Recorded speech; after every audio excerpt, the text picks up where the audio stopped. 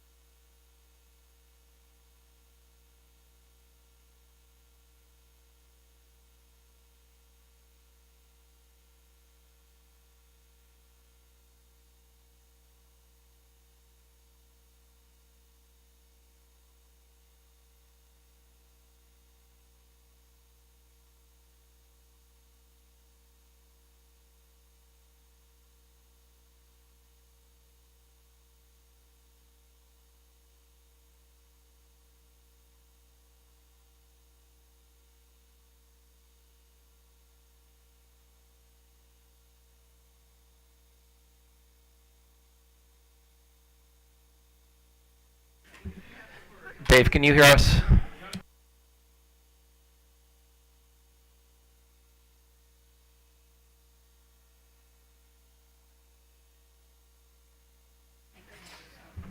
Dave, Dave, can you hear us out there? Yes, can you hear me? Yep, thanks. Okay, thank you.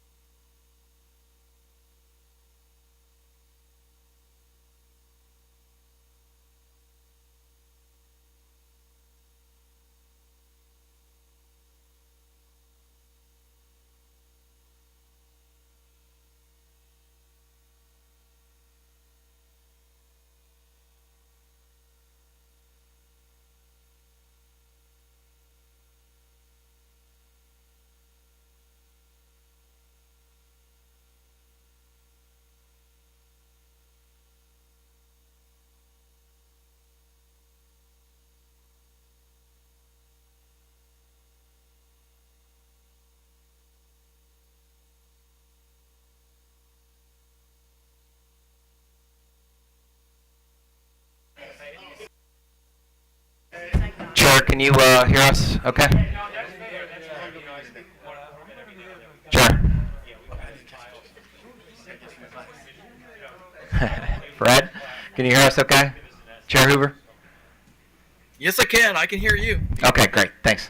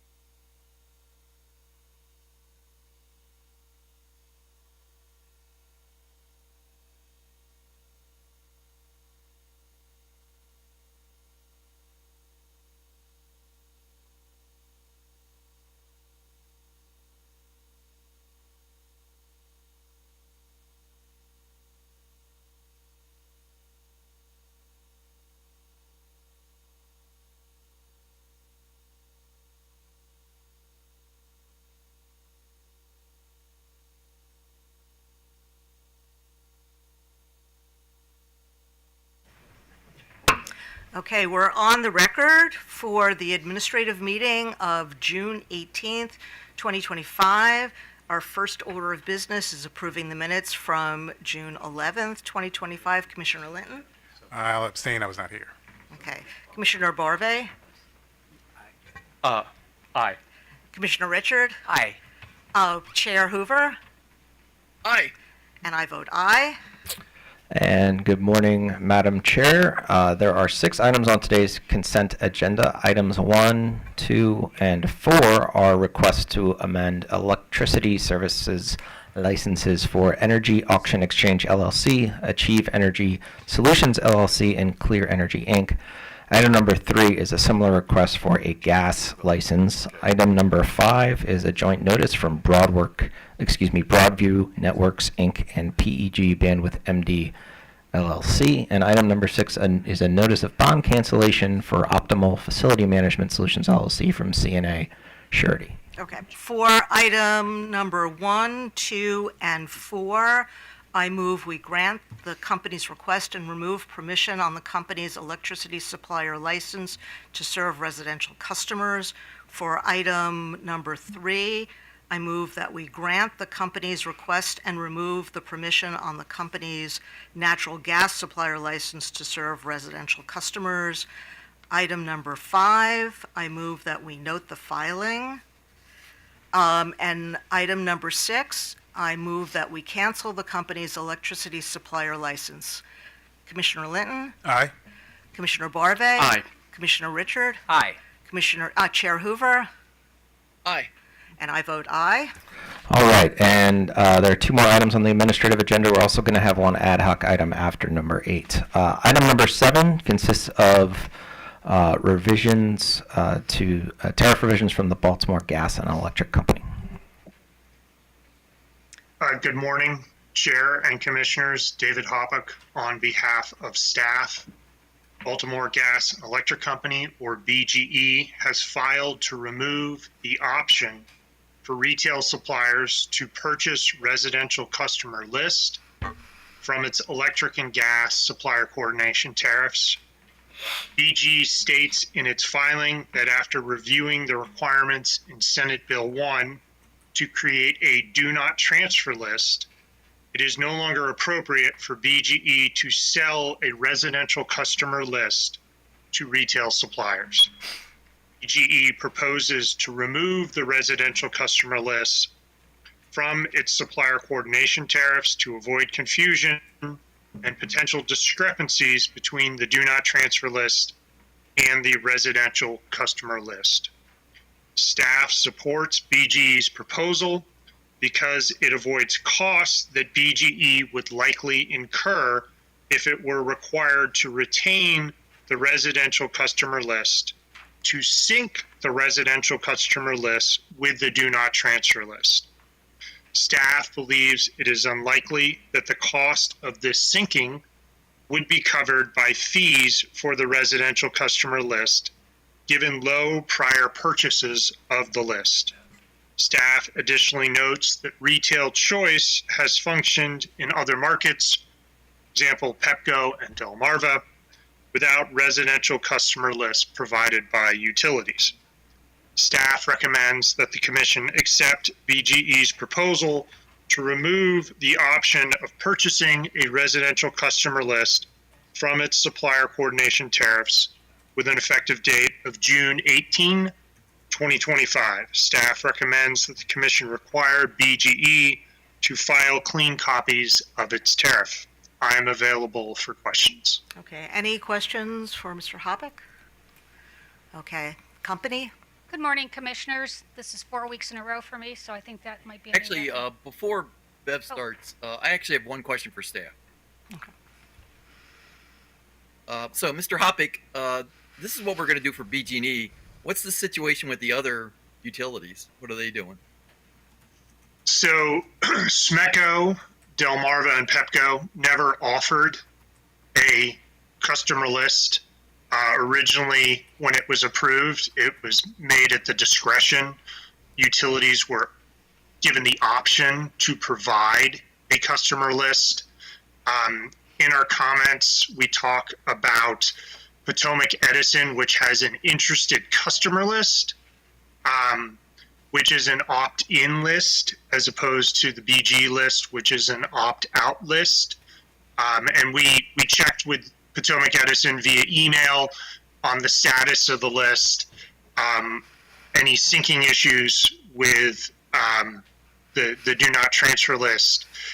And Potomac Edison informed us that they intend to no longer provide the list by the end of 2025. We also reached out to WGL regarding their customer list via email again, and they informed us that they intend to continue providing the list, and that they will ensure that a customer on the do not transfer list is not on the residential customer list. One thing to note is that Potomac Edison and WGL do not charge for their lists, whereas BGE does. Did that address your question? Yeah, that takes care of it. Thanks. Okay, so, Ms. Cora? Good morning. BG has no further comments. We do thank staff for its thorough analysis, definitely thinking this through to make sure that it was the right, decision to make. And we do agree that, given where choice is, and especially the amount of money that it would cost to do the syncing to make sure that customers, didn't have any sort of conflict between the two lists, we think that the prudent decision is to go forward with removing the list from our tariff. Okay. Any questions for the company? Okay, OPC? Good morning, Mr. Chair and Commissioners. Milan Tekla-Mikhail on behalf of the Office of People's Counsel. OPC just wants to state our support for BGE's proposal and staff's recommendation. We believe, OPC believes, that this elimination would assist in avoiding discrepancies between the customer information provided on BGE's do not transfer list and the customer list. BGE's customer list basically reflects all the residential customers that BGE serves, except those customers who have actively reached out to BGE and requested to be opted out of being on the list. The issue that the tariff revisions aim to address is when a residential customer requests to be placed on the do not transfer list that per SB1 utilities are now required to maintain and establish, but they do not request to be left off of the customer list. So if a retail supplier does not cross-check the information on the customer list with the do not transfer list provided to them by BGE, they could inadvertently contact a customer who has communicated their wish to not be contacted by retail suppliers, but has not opted out of being included on the customer list. So BGE's proposal seems like the best economically efficient method to reconcile this issue, and without posing additional costs onto ratepayers for a service that exclusively exists to benefit retail suppliers. Thank you, and with that, I'm available for any questions. Okay, any questions for OPC? Mr. Chair, you have your hand up. Do you have a question? And now. No, actually, I'm fine. Good. Okay, So- good. All right, so I move that we accept the company's proposal to remove the option of purchasing a residential customer list from its supplier coordination tariffs effective June 18th, 2025, and direct the company to file clean copies of its tariff. Commissioner Linton? Aye. Commissioner Barve? Aye. Commissioner Richard? Aye. Chair Hoover? Aye. And I vote aye. And item number 8 is tariff update from the Southern Maryland Electric Cooperative, Inc. Good morning, Mr. Chair and Commissioners. Oladipo Fadei on behalf of staff. On May 27th, 2025, SMECO filed revised tariff pages to increase the standard offer service monthly demand charge for SMECO Schedule WSSC by 10.1%, increasing it from $4,536 per month to $4,994 per month. The proposed tariff change would increase monthly demand charges for the Piscataway wastewater treatment plant by 10.1% with no impact on volumetric energy charges. Following the construction of the Piscataway bioenergy facility at the site of the plant, Schedule WSSC was designed to accommodate changes to the load profile of the facility as it transitioned from a full requirements customer to a supplemental service customer. The Commission first authorized SMECO to offer service under Schedule WSSC by letter order on July 13th, 2022. The calculations in the instant revised tariff pages are consistent with the method of calculation set forth in the initial tariff filing approved in 2022.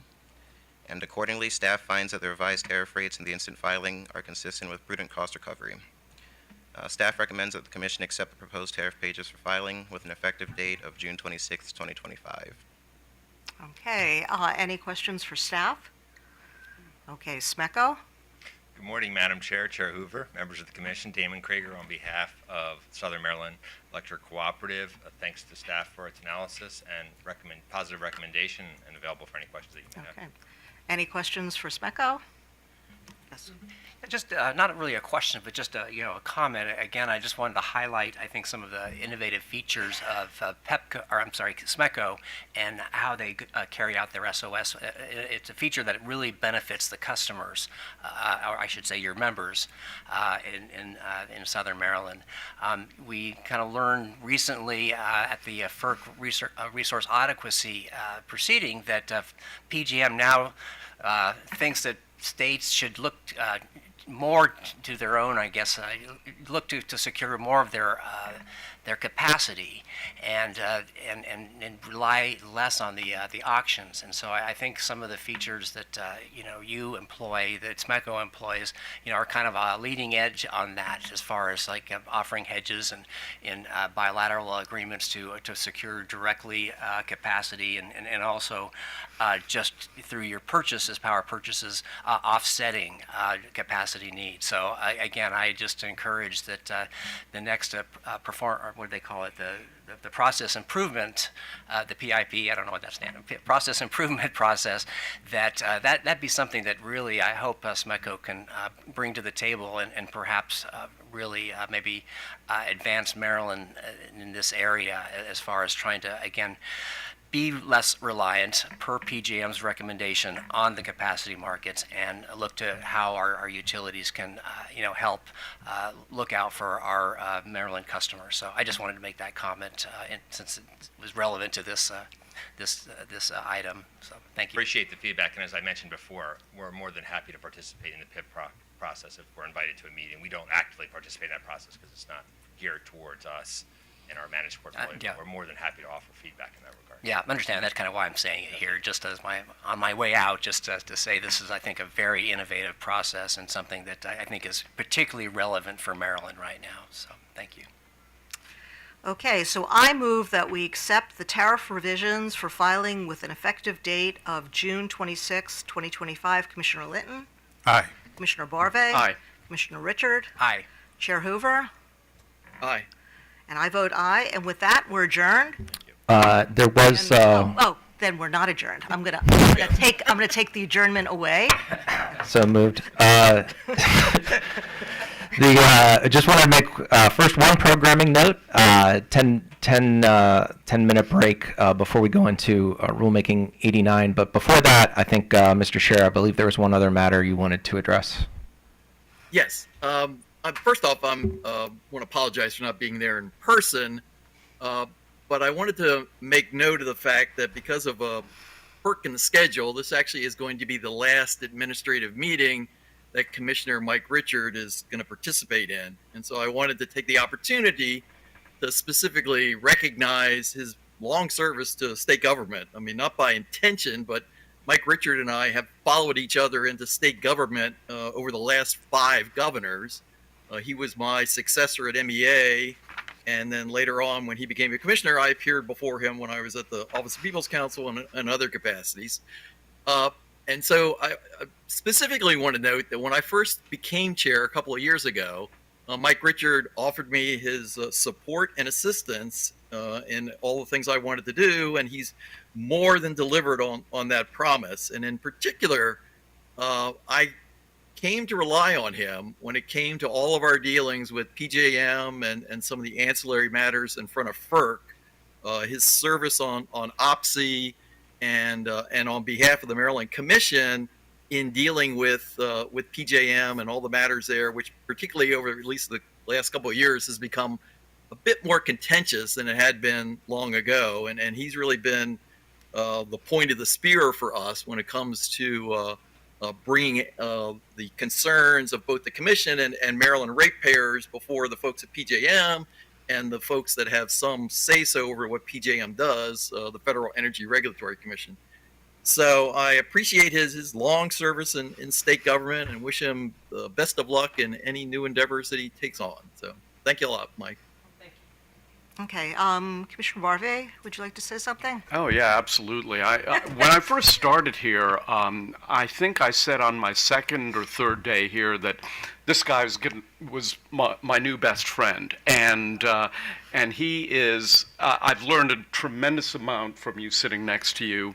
I got up to speed very fast because of you, and you know, this is an individual who has a keen intellect, a real concern for the average ratepayer, and you're a person also who's been unfailingly respectful and diplomatic toward all the people in this agency and all the people who come before us. And I think there's no better example of that than the statement you just made to SMECO just a moment ago, where you weren't peppering somebody with questions, which you have done, but you basically decided to highlight a very positive aspect of their operation and why it's so good for the state of Maryland. And so, you know, had we been colleagues in the legislature, you would have ended up a committee chair. I just know that. And I will say, though, that I look forward to, I have big shoes to fill in terms of my obligations at OPSI and MACRUC, but now that I'm going to be OPSI man, I'm going to be just like you. I'm going to wear a cape, I'm going to fly through the air and defend ratepayers wherever I can. So Mike, good luck to you. Don't be a stranger, and I very much appreciated learning from you these last 2 years. Okay, Commissioner Linton?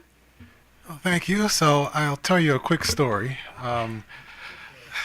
When I first decided to apply to be a commissioner back in 2017, I decided I wanted to make sure that the current commissioners knew and they didn't hear it from other people.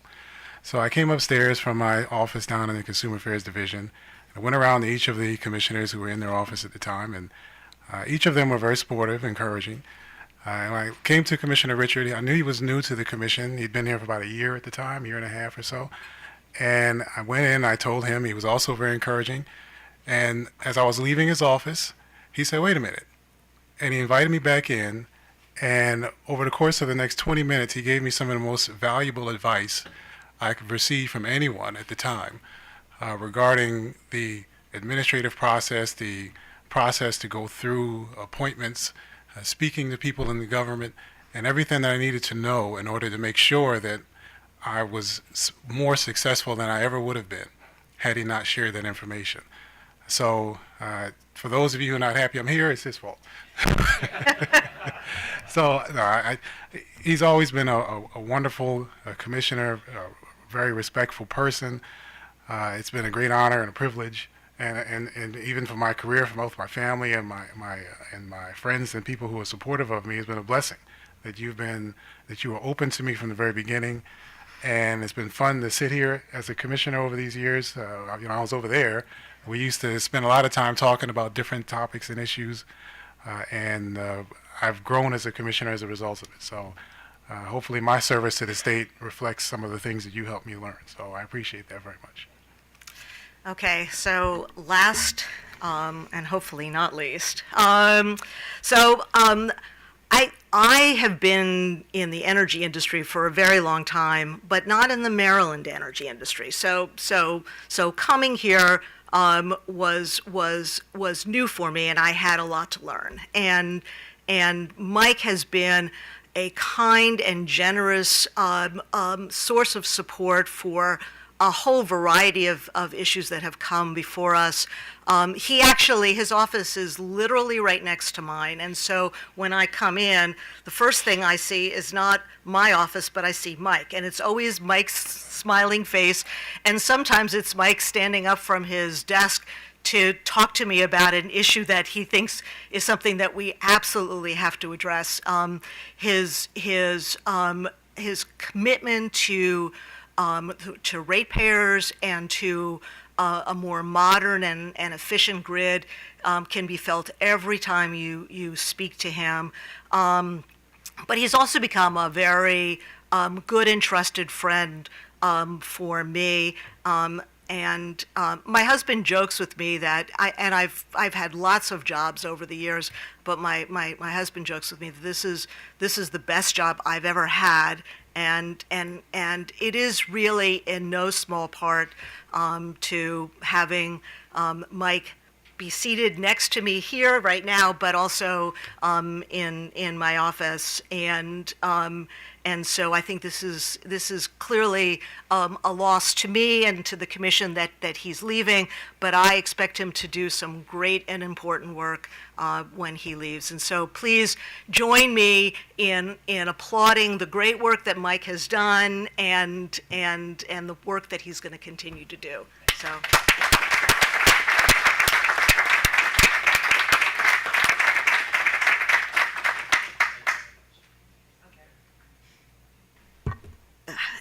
And with that, we're adjourned. And so we will be back at